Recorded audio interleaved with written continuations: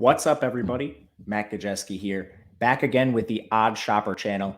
And today I am here to continue the college football preview series, talking Ohio State. We'll get into their roster and some of the best bets you can make with Ohio State this season. Before we get started, make sure to hit that thumbs up button, subscribe to the channel, and hit the notification bell so you know when this and all other videos go live. We are brought to you today by BetMGM, and they have a phenomenal offer for you guys. With your first deposit, you can get a match deposit bonus up to $1,000 in a risk-free bet. You can click the link in the video description below or use the promo code OSCFB. Again, that is a $1,000 up to $1,000 risk-free bet with your first deposit with BetMGM.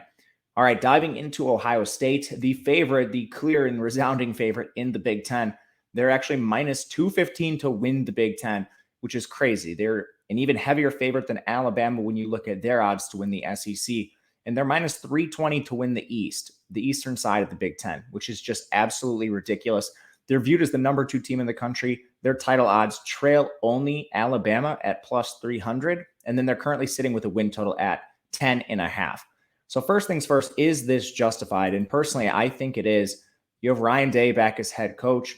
He's been a phenomenal staple in college football for the last few years. And they made a big addition to their defense. Their defense was largely the unit that kept them, I think, from national title aspirations last year. But they bring in Jim Knowles from Oklahoma State, who fielded one of the best defenses in the country, not just the Big 12 last year when he was with Oklahoma State.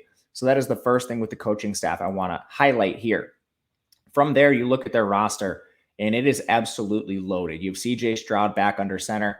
If not the favorite to be the number 1 overall pick, he's right there with Bryce Young for those honors. He had a historic season, one of the best we've ever seen. More of a pocket passer, but 72% completion percentage, over 10 yards per attempt, 44 touchdowns, 6 interceptions.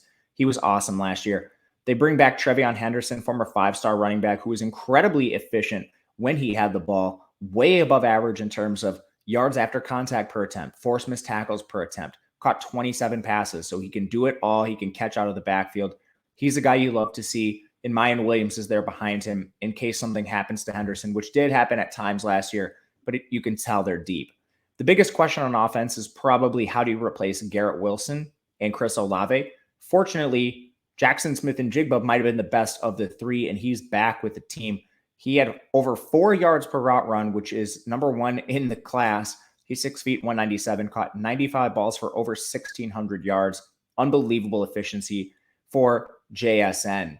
Behind him, you are now looking at Marvin Harrison, Julian Fleming. These are going to be the guys that step up. Harrison actually had 3 touchdowns in the bowl game against Utah.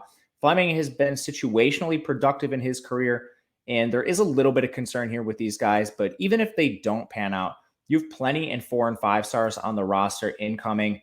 Caleb Brown, Caleb Burton, Keon Grays. These are all players that have 4 and 5 star recruiting labels, not to mention some of the 4 and 5 stars they have from previous years. So I wouldn't worry about Ohio State's receiving core. They're just loaded with everybody you could possibly imagine at the position. The offensive line does lose Thayer Mumford and Nicholas Petit-Frere. But interestingly, when you cross-reference these players with Pro Football Focus, they were actually the 2 lowest graded starters on the offense. Now you have Paris Johnson likely sliding over to left tackle. Luke Weipler and Matthew Jones should work into full-time roles. They were both situational players last year, kind of because of injury, but ultimately they both had solid grades. Dawan Jones returns at right tackle. He was the top graded offensive lineman for this program. This should be a solid unit and maybe potentially improved considering they lost their 2 worst starters. Then on defense, they are returning 8 players here. They get a transfer from Oklahoma State and Tanner McAllister. He should play in the slot, but he could probably flex out to any of the corner positions. He follows his defensive coordinator. And then you have a couple players that were absolutely amazing here. Ronnie Hickman is kind of the crown jewel of this defense. He was a 4th-team All-American, logged over 100 tackles. But you're essentially returning starters at every single position, and then you have McAllister coming in, filling that slot role or one of the corners, wherever he ends up fitting best. You have tons of returning production, tons of returning talent for this Ohio State team. Now we look at the schedule. Is it winnable? Can we actually get to 10.5 games here? And to me, I think the answer is yes. It just comes down to, do you want to lay the juice? In their non-con, they get Notre Dame.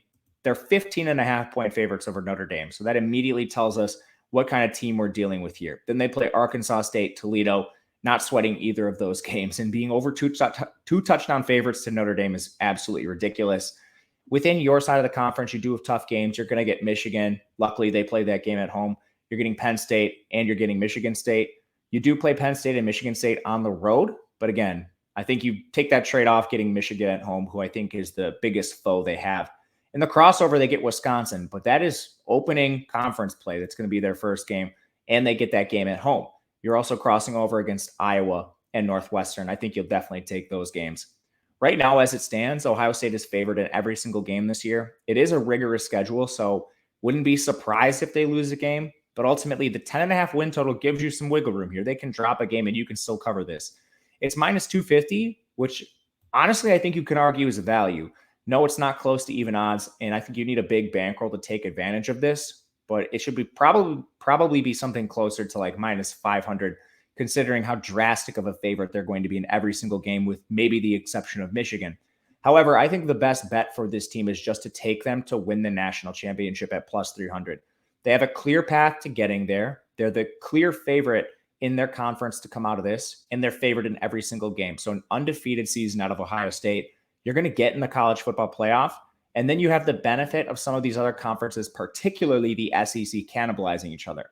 Alabama has to play maybe one of the top 5 most difficult schedules in the country, considering just who they play within their conference. They play Texas A&M, LSU. Well, I won't run through it all, but they have a very difficult schedule. And if they drop a game, maybe you don't even see Alabama represent the SEC. Could be a Georgia or Texas A&M if they take a step. So to me, plus 300 to win the Natty, I think is the best way to take advantage of this Ohio State team we have currently. But let me know what you guys think. If you like the win total, let me know. If there's a particular player you think is going to step up, let me know in the comment section. I would love to hear from you guys, and I'll make sure to get back to you. Until the next video, my name is Matt Gajeski on Twitter at Matt_Gajeski. Thank you guys for watching, and we'll see you again next time.